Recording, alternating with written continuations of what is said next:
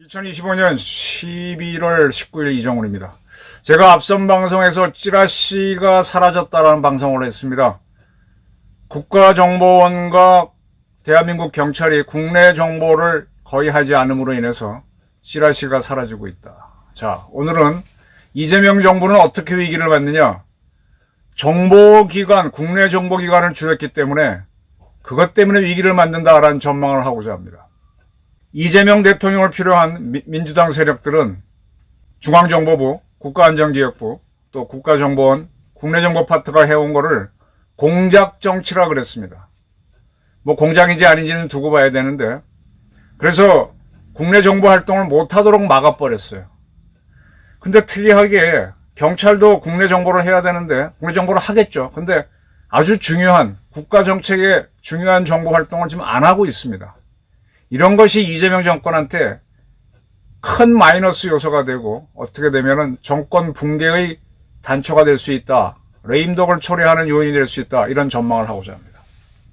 사실은 국가를 운영하려면요, 모든 게 법대로 안 됩니다. 뭐 법에 의해서 뭐 하라 쭉 대해서 법치를 얘기하죠. 근데 법으로 안 되는 게 많아요. 그래서 그런 거를 해결할 때 법으로 또 해결하려면 시간이 너무 오래 걸리는 게 너무 많습니다. 그럼 서로 타협을 하게 해야 되는데, 타협을 하려면 뭔가 조정하는 사람이 있어야 되죠. 그 조정하는 역할을 누가 했느냐? 대한민국에서는 정보기관 국내 파트가 해왔습니다. 근데 그들이 움직이지 않으면은 정치가 매우 어려워집니다. 자, 이런 예를 들어볼게요. 해군 기지를 지금은 제주도의 강정마을에 잘 돌아가고 있는데, 그걸 지으려고 할 때 엄청난 반발이 있었습니다. 온갖 좌파 단체들, 지금 이재명 대통령을 지지하는 세력들이 다 몰려가서, 반핵단체는 물론 위안부 단체인 윤미향이 이끄는 단체까지 올라가서 강정기지 안 된다고 막 데모를 했습니다. 그런 사태가 벌어졌을 때 그 제주 지역의 정보경찰들은 양쪽 정보를 다 듣죠. 건설하는 쪽은 정부니까 쉽고, 반대하는 쪽 막 좌파들 우글거리는 데 가서 정보를 다 듣습니다. 그래서 그런 걸 쭉 올려요. 그러면 이제 중앙부서에서 판단을 할 때 어떻게 해야 될지 이제 뭐 안을 세우는 데 도움이 되겠죠. 근데 사실은 그 시위대를 막고 공사를 하게 하려면 경찰이 움직여야 되는데 제주경찰은 안 움직입니다. 제주경찰은 현지 주민들하고 다 어떤 뭐 혈연 관계도 있고 학교 관계도 있다 보니까 정보는 구하는 대신에 액션은 안 하려고 그래요. 이게 똑같은 게 사드 기지 때도 그 성주에 있는 경찰들은 정보 활동을 하지만은 이 진압 활동은 안 들어갑니다. 그래서 그런 작전을 할 때는 타도에서 경찰 기동대를 끌고 와서 하는 경우가 있는데, 타도에서 오는 경찰 기동대는 자기는 희생이 있으니까 안 하려고 합니다. 그리고 그 지역에 예를 들면은 뭐 서귀포시다 그러면 서귀포시 행정기관 안 합니다. 그게 내일이냐고 안 하고, 군당국은 해군을 해야 되는데 그거 우리는 뭐 단순히 공사하는 거지 이북하고 싸우는 건 아니니까 안 한다. 다 안 한다. 이렇게 복잡하게 됐을 때 이들을 움직여서 전부 다 안 한다 그러면 통제하는 사람도 없죠. 그럴 때 뭐 이런 경우에 뭐 더 좋은 예는 있겠네. 세월호가 깔아앉았어. 그러면 그거를 해운항만청이 해야 되는지, 그 지역인 진도가 해야 되는지, 해경이 해야 되는지 뭐 다 하긴 하겠지만 중구난방이죠. 그래서 서로가 막 책임 안 지려고 이리 피하고 저리 피하고 떠넘기고 막 이런 상황이 벌어지죠. 행정안전부가. 행정안전부에서 그 사고 났을 때 무슨 뭐 기구를 만듭니다. 중대본, 중앙대책본부 만들고 하는데, 중대본이 지시를 한들 공무원들이 움직이나요? 안 움직입니다. 그게 움직이려면 어떻게 해야 되느냐? 국가정보원 그 지역 책임자가 대통령을 대신해서 기관장 회의를 소집해가지고 하세요 그러면 안 합니다. 못 합니다 그러는데, 그때 뭘로 하느냐? 보안감사권을 꺼내요. 좋습니다. 하지 마십시오. 그러고 나서 나중에 이 보안검열을 들어가게 되면 반드시 보안에는 문제가 생기거든요.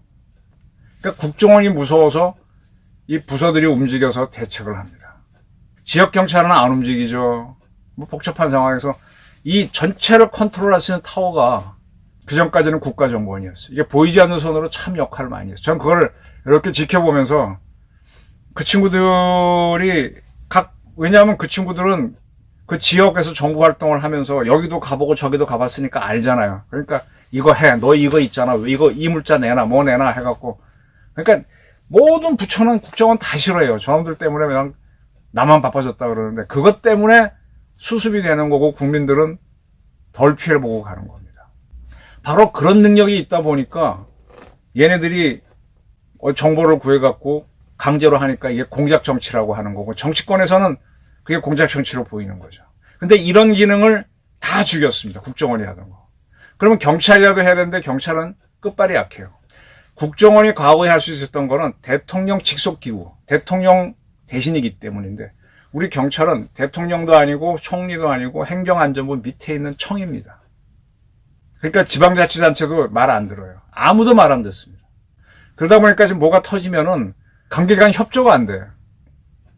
그리고 관계기관에서 뭔 생각을 하는지도 정보 수집도 안 돼. 국정원이 움직이면 됩니다. 그리고 지금 앞선 방송에서 찌라시가 사라졌다 해서 촥 관계기관에서 올라가는 자기 고유의 보고, 자기의 고유의 보고는 항상 잘 된다는 거지만 그 반대의 보고가 올라가야 되는데 그 보고가 지금 국내 정보 안 하니까 끊어졌죠. 그럼 문재인 정권이 국가정보원의 국내 파트를 없앤다고 했을 때는 좋아요. 그럼 국내 정보기관을 만들었어야 돼. 근데 그걸 그냥 경찰이 하라 그랬어.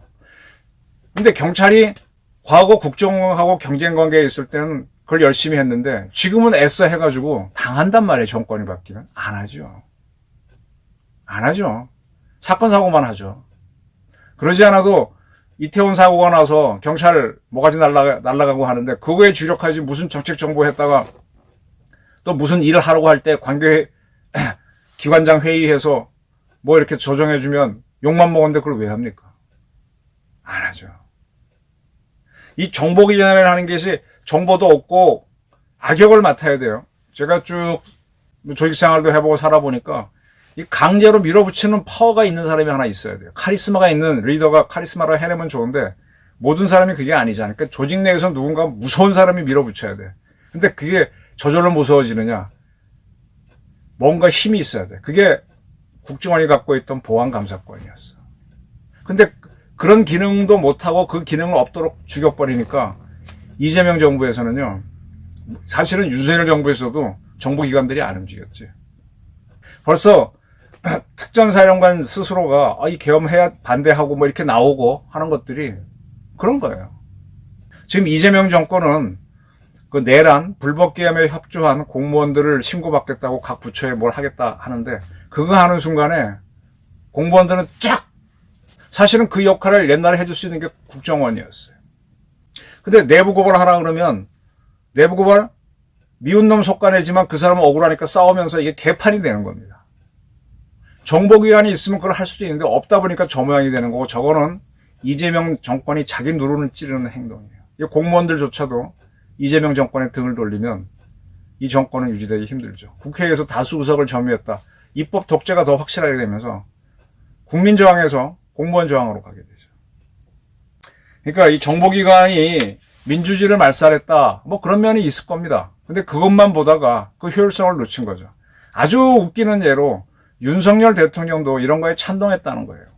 그래서 그는 어디까지 갔는가 하면은 이제 국정원하고 검찰하고 경찰을 종합하는 기관이 대통령 밑에 있는 민정수석이었는데 민정수석까지 없앴어요. 대통령이 통치를 할 수 있는 거는 민정수석을 통해서 그 사정기관들을 움직이니까 그러니까 행정부처가 움직이는 거거든. 행정부처는 뭐 가만히 있으면 봉급 나오고 나중에 공무원연금 무사히 나오고 주민들하고 싸울 일 없이 가면 되지. 뭐 일을 열심히 할 필요가 없잖아요. 신분부장 되는데.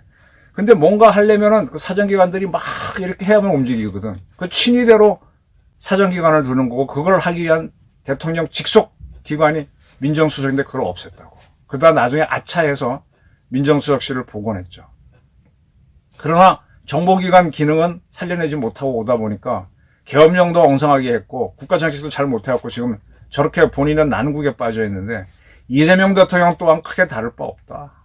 그는 지금 열심히 한다고 재벌 총수를 불러서 뭘 하고 또 치사하게 어떤 운동선수 하나가 친보수 발언했다고 아직도 처벌하지 않냐고 이런 쫌팽이 같은 얘기하고 하는데 모든 걸 다 챙기는 거야.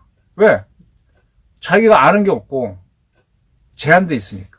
근데 많은 정보를 하면 이게 중요하구나. 큰 거부터 하니까 사소한 건 안 하게 되면서 사람이 대물로 보이는데 쫌팽이가 되는 거죠.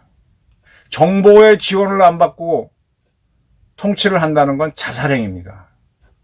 그리고 반드시 밑에 있는 애들은, 저희도 우리 애들이 저한테 얘기하는 거 들을 때 한 30%는 거짓말이다 하고 전제하고 들어요. 항상 유리하게 보고요. 나중에 보면 뭐 또 이유가 있어. 그래서 내가 항상 숨어있는 함정이 있다는 얘기를 하는데, 이 실무자들은 될 겁니다만 보고하는데, 저쪽에서 관찰자가, 국정원이나 경찰은 정보 활동할 때는 제3자 입장에서 보잖아요. 저거 안 됩니다 이렇게 보고하잖아요. 그게 잘 맞잖아요. 그 기능 없이. 그리고 이 부서들이 아주 혼란한 상황에서 대통령 대신해서 현지를 아니까 딱 조정을 해준단 말이에요. 못하잖아요.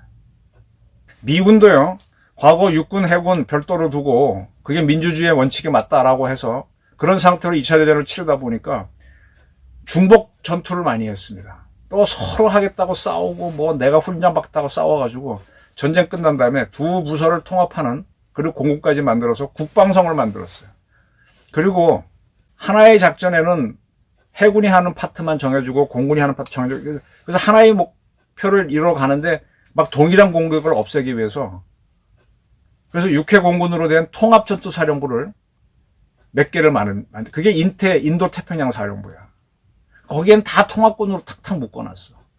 그러나 군조직은 기본적으로 합동군이야. 그게 묶어주는 조직이 뭐냐? 우리 국방위원회인데 현장에서 묶어주는 조직이 바로 국정원이었는데 그 기능을 죽여버렸다고. 그래서 이재명 정부는요, 이재명 대통령이 아무리 열심히 해도 정보가 없고 현장에서 조정해주는 기능이 없기 때문에 계속 위기를 맞습니다. 즉, 민주당은 민주당의 눈을 스스로 찔렀습니다. 국정원 국내 활동을 못하게 함으로써. 못하게 했으면 좋아. 그럼 별도로 국내 정보기관을 만들었어야지. 경찰만 갖고는 안 돼. 경찰도 지금 안 하잖아요. 2개가 있어야 경쟁적으로 움직이는데 경찰도 제대로 안 해요. 악역은 누구도 하기 싫거든. 그리고 경찰은 대통령 직속기구가 아니야. 그래서 저는 정보기관이 없다는 거, 이재명 정권의 치명적인 한계를 가져올 것이다. 그것이 레임덕을 유발하는데 하나의 요인이 될 수도 있다. 이렇게 전망합니다. 감사합니다.